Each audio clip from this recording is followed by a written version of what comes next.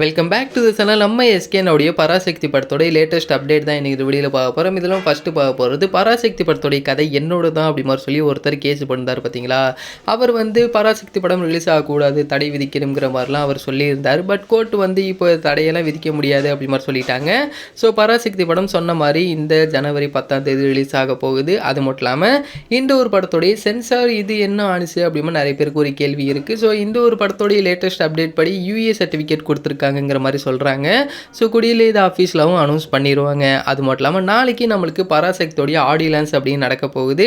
So அங்கே எக்ஸ்க்ளூசிவாக trailer அப்படிங்கிறது ரிலீஸ் பண்ண போகிறாங்க. ஸோ நம்மளுக்கு யூடியூப்பில் எப்போ ரிலீஸ் பண்ண போகிறாங்க அப்படிங்கிறது அஃபீஷியல் அனௌன்ஸ்மெண்ட் வெளிவந்ததுக்கு அப்புறம் தான் தெரியும்.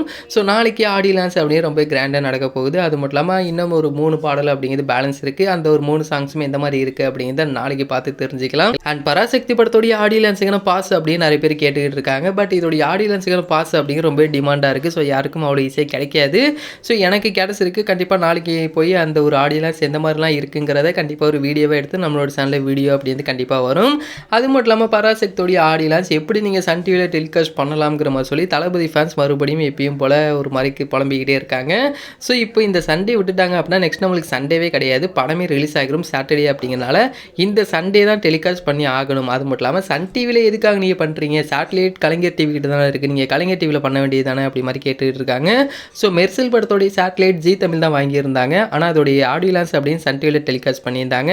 அதே மாதிரி இட்லி கடையோடைய ஆடியோ லான்ச்சும் சன் டிவியில் தான் வந்துச்சு. பட் அது சேட்டலைட் அப்படிங்கிறது கலைஞர் டிவி வாங்கியிருந்தாங்க. இது ஒன்றும் அவ்வளோ பெரிய பிரச்சனைலாம் கிடையாது.